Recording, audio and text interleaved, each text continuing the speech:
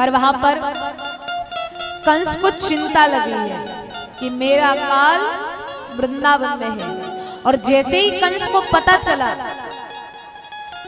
कि मेरे काल ने इतना बड़ा गोवर्धन पर्वत उठा लिया है, अब तो और उस दिन से रहा नहीं जा रहा था। अब भगवान तो अपनी लीलाओं में व्यस्त थे, यहाँ पर कंस की ओर जाने का ध्यान ही नहीं दे रहे ठाकुर जी। तो सभी देवी देवतागण नारद जी को कंस के पास भेजते हैं। नारद जी कंस के पास गए। नारद जी गए तो कंस ने प्रणाम किया, अरे गुरुदेव कैसे आना हुआ? नारद जी कहने लगे बस यही मथुरा से निकल रहा था, सोचा महाराज कंस से मिलता जाऊं, तो आ गया। नारद जी कहने लगे एक बात बताओ कंस। बोले क्या? बोले तुम्हें नहीं लगता कि तुम्हें अब अपने काल को मथुरा आके बुलाकर मारना चाहिए? मथुरा बुला लीजिए, मथुरा में मारिए। वहां तुमने इतने दैत्य भेजे, एक भी वापस आया क्या?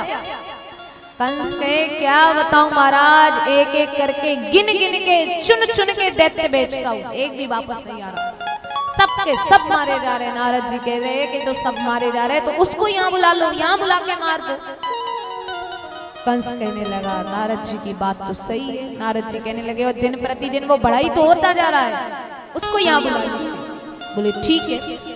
अब महाराज कंस एक यज्ञ रचते हैं और अक्रूर जी से कहते हैं कि जाइए मेरे दो भांजे कृष्ण और बलराम वृंदावन में रहते, उनको लेकर आएंगे। अक्रूर जी समझ गए कि ये प्रेम तो नहीं है कि जिसको मारने के लिए तुमने इतने दैत्य भेजे, अब उसी के लिए कह रहे हो कि यज्ञ में बुलाएंगे, जिससे इतनी दुश्मनी की गिन गिन के दैत्य भेजे मारने को, अब आज उसको अतिथि के रूप में यज्ञ में बुला रहे। बोले अक्रूर जी मैं नहीं जाऊंगा। कंस बोले अगर तुम नहीं गए तुम्हें मार दूंगा। अक्रूर जी कहने लगे ये कंस है ही इतना पापी कि अगर इसकी बात हाँ कर ले, बातें कर ले, अगर बात करी तो कंस को नहीं मारेंगे, यहीं छोड़ जाएंगे। महाराज माताओं से निवेदन है शांति बना रखें, शांति बना के रखें।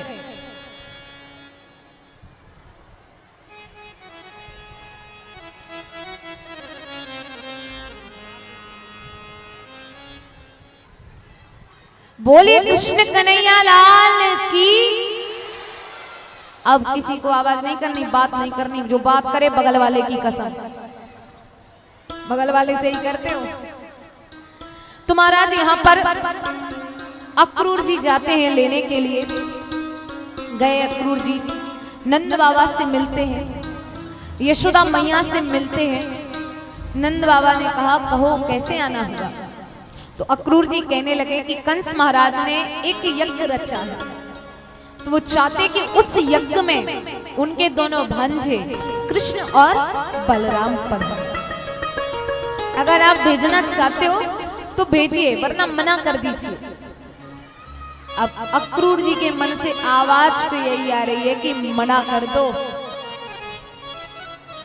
पर कंस ने तो यही कहा था लेके ही आना, पर अक्रूर जी अपने मन से कह रहे हैं कि भेजना चाहे तो भेजिए वरना मना कर दीजिए।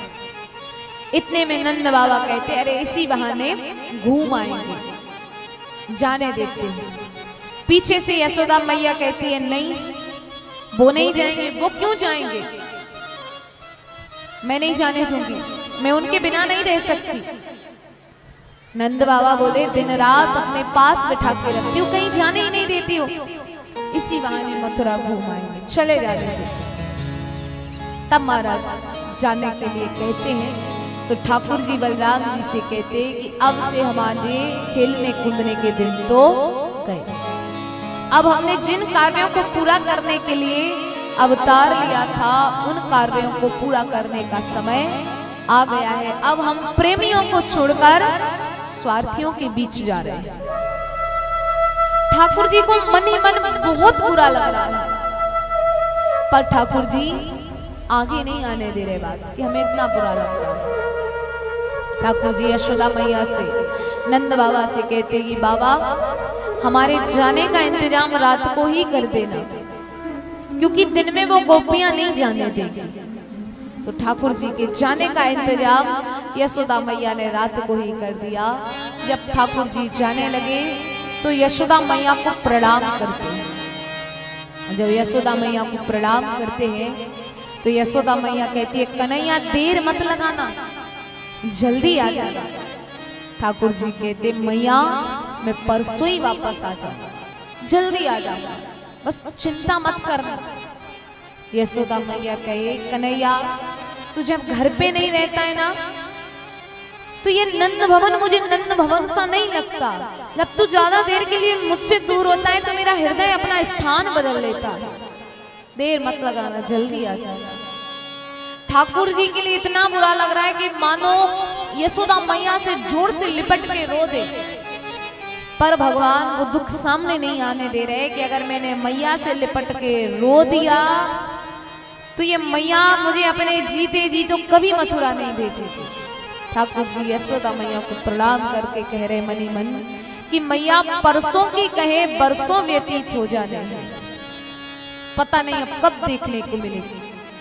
प्रणाम करके रात को ही निकल लेते हैं। बलराम जी साथ में जा रहे हैं, अक्रूर जी रथ हाँक रहे हैं। अक्रूर जी थोड़े ही आगे रथ लेके गए कि अक्रूर जी ने बीच रास्ते में वो रथ रोक दिया। ठाकुर जी कहने लगे, क्यों रोक दिया? बोले सामने देखो। और सामने जैसे ही देखते हजारों गोपियां बीच रास्ते में पड़ी। ठाकुर जी रथ से नीचे उतरे और गोपियों से कहने लगे, हमारा रास्ता क्यों रोक लिया है? गोपियां कहने लगी कि तुम हमें छोड़ के जा रहे हो ना। ठाकुर जी कहने लगे, हम परसों आ जाएंगे, जल्दी आ जाएंगे। गोपियां कहने लगी, परसों की कहे बरसों भी बीत सकते हैं और तुम्हारे बिना हम एक घंटे नहीं रह सकते। और तुम कह रहे हो कि परसों, एक दिन कैसे निकालेंगे? हम आपके बिना नहीं रह सकते, आप हमें छोड़ के मत जाइए। ठाकुर जी कहने लगे गोपियों से, एक बात बताइए, आप मुझसे प्रेम करती कि नहीं करती? गोपियां कहती बहुत प्रेम करती। ठाकुर जी कहने लगे, तो तुम चाहोगी कि मुझे दुख मिले? गोपियां कहती, हम तो आपसे इतना प्रेम करते कि हम चाहते कि आपके जितने दुख हैं वो हमें मिल जाए और हमारे जितने सुख हैं वो तुम्हें मिल जाए। भला हम क्यों चाहेंगे कि आपको दुख हो? ठाकुर जी कहने लगे, तो मथुरा जाने से मुझे खुशी मिलती है, सुख मिलता है, तो मुझे जाना। और गोपियां कहती हैं कि अगर आपको मथुरा जाने से सुख मिलता है, खुशी मिलती है, तो आप जाइए, पर जल्दी आ जाइए। जिसमें आपकी खुशी उसी में मेरी खुशी। क्योंकि जो सच्चा प्रेम करने वाला होता है ना, वो अपना नहीं सोचता है कि मैं किस चीज में खुश हूं, वो सामने वाला करे। वो देखता है कि सामने वाले को अगर इस चीज में खुशी है तो यही करने देते हैं, क्योंकि प्रेम तो इससे ही करते हैं, अगर ये खुश है तो मैं खुश हूं। और जो व्यक्ति ये चाहते हैं कि जो मैं कह रहा हूं वो तुम करो, तो इसका सीधा सा अर्थ है कि वो स्वार्थ है, प्रेम नहीं है। प्रेम होता तो यही कहता आपकी खुशी जिसमें उसी में मेरी खुशी है। तो गोपियां ठाकुर जी से कह रहे हैं, अगर तुम्हें इस चीज में सुख मिल रहा है तो आप जाइए, पर जल्दी आ जाना, हम आपके बिना नहीं रह सकते। गोपियां ठाकुर जी को प्रणाम करती हैं। ठाकुर जी आगे जाते हैं। अक्रूर जी ने थोड़े ही आगे रथ हाँका, फिर रोक दिया। अक्रूर जी देखते हैं कि एक बड़ी गोपी बिल्कुल निढाल अवस्था में बैठी है, मानो आज किसी ने उसके प्राण हर लिए। वो बड़ी गोपी कौन थी? श्री राधा जी। राधा जी को देखते ही ठाकुर जी रथ से उतरे, राधा जी से कहने लगे, राधे तुम तो सब जानती हो कि मैंने अवतार क्यों लिया है, मैं इस धरती पे क्यों आया हूं, और तुम ऐसे रोगी तो मैं अपने कामों को कैसे पूरा कर पाऊंगा? राधा जी कहने लगी, प्रभु मैंने आपको जाने से नहीं रोका कि आप मथुरा ना जाएं, आपने तो इन कार्यों को पूरा करने के लिए अवतार लिया था, पर मैं तो केवल आपके लिए आई थी ना। और जब आप जा रहे हो तो मैं यहाँ क्यों रहूं, किसके लिए रहूं?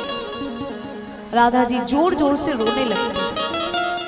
तब ठाकुर जी अपनी सबसे प्रिय वस्तु बंसी निकालते हैं। जो बंसी ठाकुर जी सोते वक्त भी दूर नहीं करते थे, वो बंसी श्री राधा जी को देते हैं और कहते जब तक मैं नहीं आ जाता तब तक इस बंसी को अपने पास रखना, इसको कन्हैया समझना, इससे बात करना, मैं जल्दी आ जाऊंगा। राधा जी के लिए बंसी देकर ठाकुर जी वापस रथ पे बैठे जाने लगे। जब ठाकुर जी जाने लगे तो ठाकुर जी जहां तक दिखाई दे रहे राधा जी पैर उपटा उपटा के देखती जा रही है, देखती जा रही है। जहां तक भगवान के रथ की ध्वजा दिखाई दे रही है राधा जी एक तक देखती जा रही, देखती जा रही। अश्रु जल प्रवाहित होते जा रहे हैं, होते जा रहे हैं, होते जा रहे हैं। राधा जी कह रहे इतने वर्ष में इनके बिना कैसे व्यतीत करूंगी, बेसुध हो जा रही है, मूर्छा को प्राप्त हो जा रही है। भगवान जब ब्रज की गलियों को देखते हैं तो भगवान को याद आ जाती है, यहाँ तुम्हें माखन चुराने आता था, यहाँ तुम्हें गोपी की मटकी फोड़ देता था। कदम्ब के वृक्ष को देखते हैं तो ठाकुर जी को याद आता, यहाँ बैठ के तुम्हें बंसी का निनाद करता था। यहाँ तक कि आज जब यमुना नदी को ठाकुर जी ने देखा तो वो उस चंचलता से नहीं बह रही है जिस चंचलता से वो बहती थी। आज मानो यमुना मैया रो रही हो, यमुना मैया का जल का स्तर बता रहा हो कि यमुना जी का जल नहीं है, अश्रु जल है। आगे गए ग्वाल वाल मिले, ग्वाल वाल कहने लगे अरे कन्हैया आज तो बड़ा श्रृंगार कियो, कहाँ जा रहे हो? कहने लगे कि बस यही मथुरा जा रहे हैं। ग्वाल वाल बोले तब तो हमें भी ले चलो। बोले तुम भी आ जाओ। तब ग्वाल वाल सभी आ जाते हैं। अब आगे गए हैं, अक्रूर जी के मन में चिंता लगी है। अक्रूर जी कह रहे हैं छोटे छोटे बच्चों से पूरा ब्रज इतना प्रेम करता है और कंस को एक आक्रमण में इनको मार देगा, इनका पाप तो मुझे लगेगा, मैं लेके गया था। तब अक्रूर जी की चिंता दूर करने के लिए ठाकुर जी कहते हैं अक्रूर जी अब प्रातः काल की बेला का समय निकट आने वाला है, क्योंकि पहले 4 बजे से प्रातः काल की बेला मानते थे, उतने ही समय पर उठ जाते थे लोग। तो बोले आप स्नान कर लीजिए। तो ठाकुर जी के कहने पर अक्रूर जी उतरते नदी से नीचे और नदी में स्नान करने लगे। अब जब वो यमुना नदी में डुबकी लगाए तो ठाकुर जी के दर्शन हो, रथ पे ऊपर देखे तो ठाकुर जी के दर्शन हो। जब ये देखते हैं तो ठाकुर जी उनकी शंका को दूर करते, उनको अपने रूप का साक्षात्कार कराते, चतुर्भुज नारायण के दर्शन कराते और कहते मैं आया हूँ कंस का उद्धार करने के लिए, भक्तों के कष्ट हरने के लिए। तो अक्रूर जी की चिंता जो है दूर होती है इस प्रकार से साक्षात्कार का। अब ठाकुर जी आगे गए, आगे गए तो ठाकुर जी देख रहे हैं कि मथुरा में पहुंच चुके हैं, भव्य महल खड़े हैं, नर नारी आ रहे हैं, जा रहे हैं। अब ठाकुर जी ने ग्वाल वालों से कहा कि मैं राजमहल भी जाना है।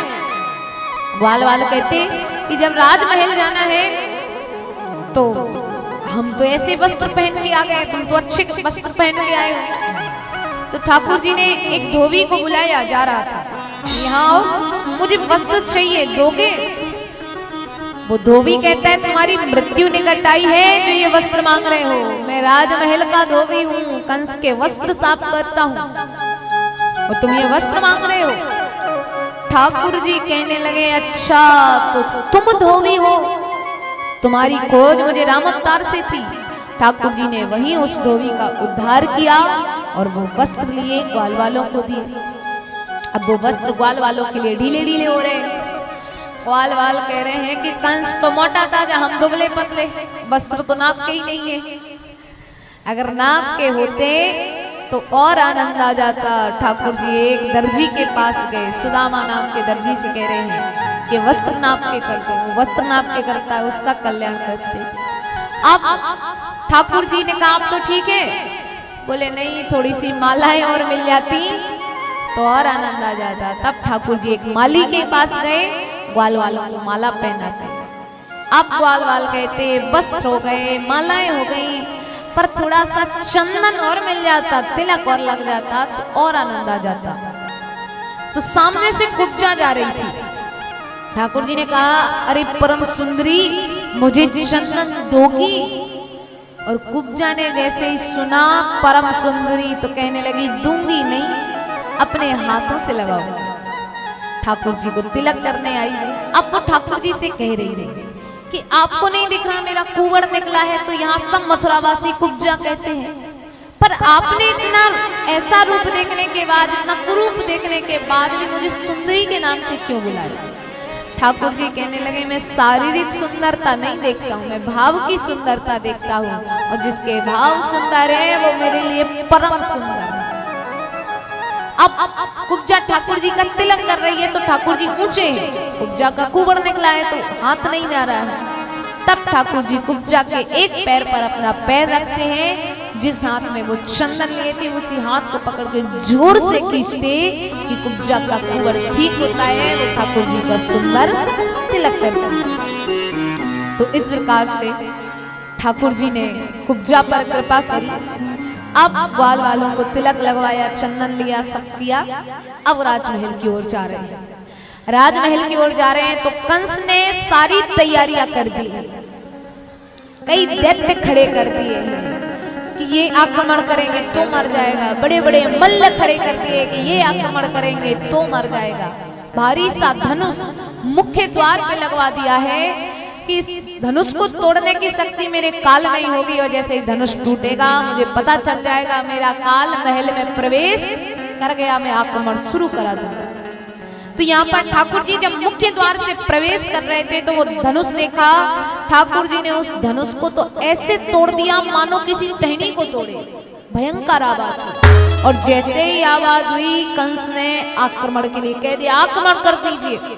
यहाँ पर बड़े बड़े दैत्य आए, आक्रमण करने लगते हैं। ठाकुर जी किसी से युद्ध कर रहे हैं, बलराम जी किसी से युद्ध कर रहे हैं, बड़े बड़े मल्ल हैं, उनसे हाथों से युद्ध हो रहा है। एक एक करके मृत्यु के घाट उतारते अंदर जा रहे हैं। एक हाथी को भी मदिरा पान करा दी कि ये पैर रखेगा तो ही मर जाएगा। पर जैसे ही हाथी युद्ध करने को आया, ठाकुर जी ने उसके दांत पकड़े, बीच से चीरे, और जो पीछे से ये युद्ध करने के लिए दौड़े आ रहे थे दैत्य उनके ऊपर फेंके, तो वो भी मर गए। उस हाथी का भी उद्धार किया। अब महाराज यहाँ पर चाणूर आए तो ठाकुर जी ने चाणूर को 7 बार घुमाया, जोर से धरती पे पटका कि चाणूर का उद्धार होता है। अब बलराम जी ने मुष्टिक आए तो उनके गले पर अपनी मुष्टिका से प्रहार किया, गदा से प्रहार किया, तो उनका भी उद्धार होता है। अब बलराम जी युद्ध कर रहे, ठाकुर जी सीधे कंस के सिंहासन पे पहुंचे। कंस के सिंहासन पर जब ठाकुर जी पहुंचे तो मथुरा की प्रजा देख रही है कि आज क्या होगा क्या नहीं होगा, किसकी हार होगी किसकी जीत। ठाकुर जी ने कंस के मुकुट में एक हाथ मारा, मुकुट नीचे गिर जाता है। अब ठाकुर जी कंस को जोर से धरती पे पटकते हैं। धरती पे पटक के कहते, केसों को खींच के कहते हैं कि मामा कंस, अब पता चला होगा कि किसी के केस खींचो तो कितना दुख होता है। ऐसे ही आपने मेरी देवी की मैया के केस खींचे थे। ठाकुर जी जोर से कंस के केसों को खींचते हैं और जोर जोर से मुक्के से छाती पर प्रहार करते हैं, और जैसे ही छाती पर प्रहार करते हैं कि कंस का उद्धार होता है। बोल कृष्ण कन्हैया लाल की जय।